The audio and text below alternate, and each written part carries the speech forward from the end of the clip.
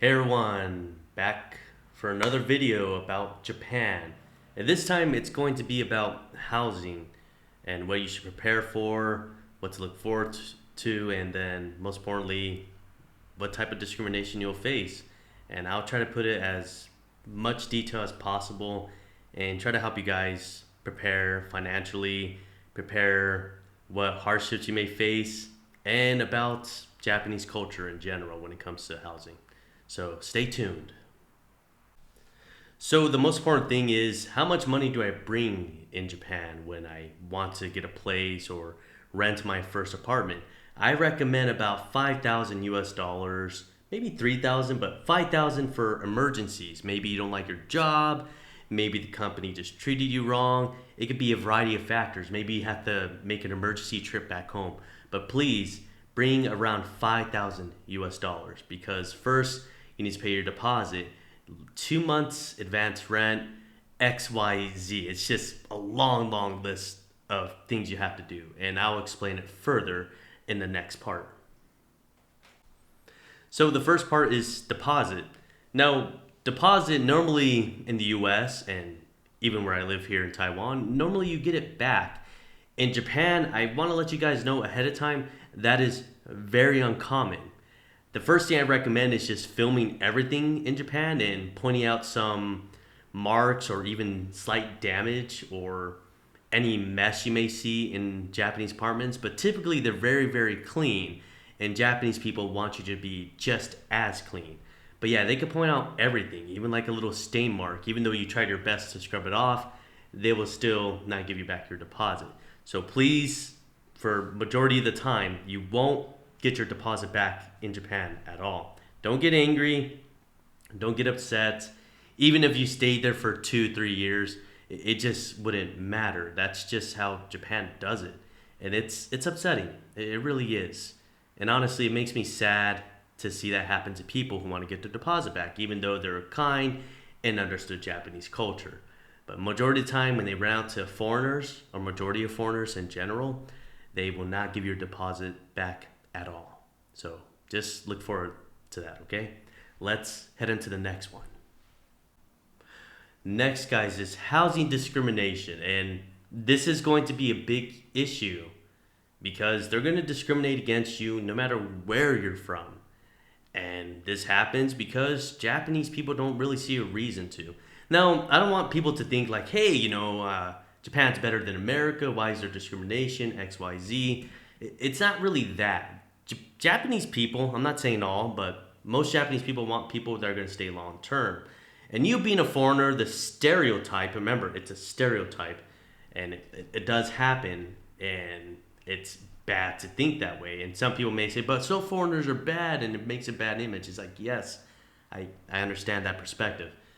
But the thing is, in Japan, they do this because they want someone to stay in Japan long term. And majority of foreigners really don't. And I think that idea needs to change in Japan, that you should have like short-term contracts and long-term, just to gauge how long the resident wants to stay there or the immigrant wants to stay there in general. But yeah, in Japan, they're always going to discriminate against you because they don't trust that you will stay in Japan for a very, very long time. So that's part of the reason why they will charge you the high deposit.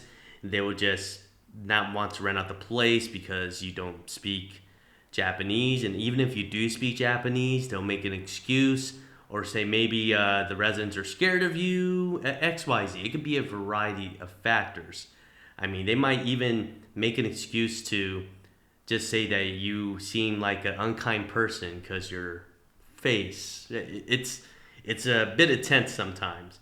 But yeah, that's something to look out for and be aware of so you don't feel lost in your search for an apartment in Japan. And the best website I recommend is Gajinpot, which you can see in the link below. Yes, please use Gajinpot.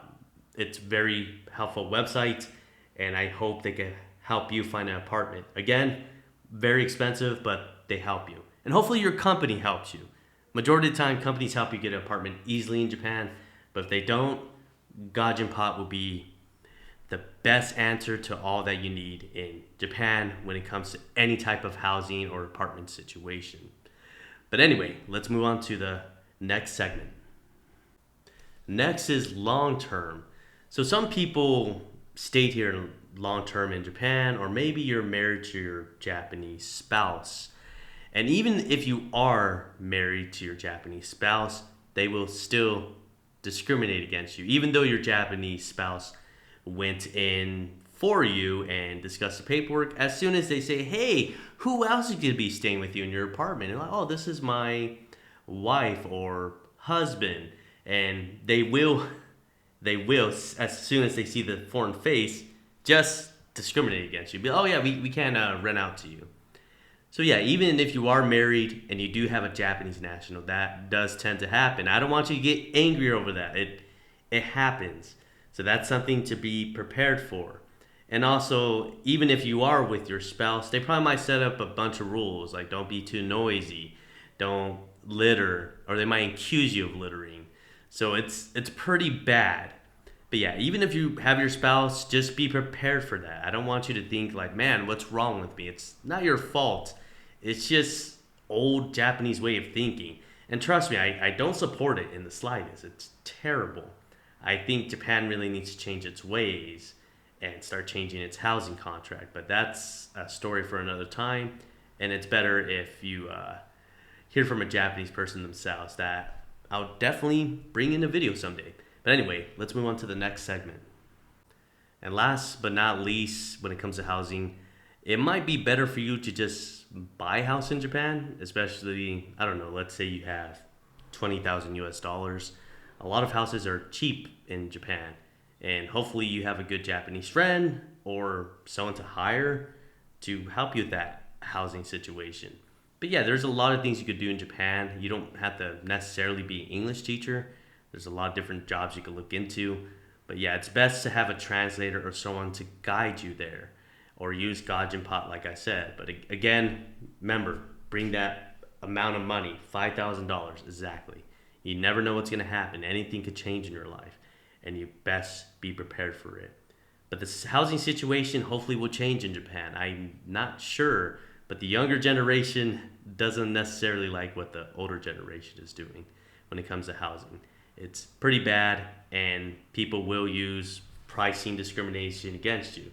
For example, sometimes they might lower the rent for a Japanese person compared to you. They might give a Japanese person back their deposit compared to an American or any foreigner in general.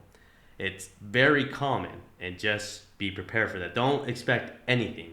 Don't set your expectations too high. As much as you may love Japan, or sometimes you just exaggerate and become over enthusiastic about it, don't do that. Don't set your expectations too high, because it will fall and hit you in the face really, really hard. And that's happened to a lot of people I know in Japan that I've worked with personally. And it's been quite a journey just trying to find a new place. So please, guys, do your homework, look at Gajinpat, look at the company you're working for. They should help you. And if they don't, just be careful and prepare. But hopefully the company you work for can assist you and give you the temporary housing. I mean, the only thing that may suck, and I give this warning, is the company will probably charge you much higher rent compared to if you found an apartment yourself. So be prepared for that. But if you're able to go on Gajinpat and find something with like no deposit or cheap key money, X, Y, and Z, you should be fine. But remember, Japan does charge a lot of fees. It's a big list, and that's something you should look forward to. And hopefully Gajinpat, the website I mentioned so many times, and you click on the link below in the YouTube description, you will find the information there. And please don't rush through it. Take your time. You're probably going to be looking at it for hours and hours. It's a lot of research, and I really recommend you look at this for weeks and you take at least an hour of your time to research where you're going to go in Japan, where you're going to live, what company you're signing up for. Because if you don't, you will regret it severely. Trust me, Japan just kind of doesn't care when it comes to housing.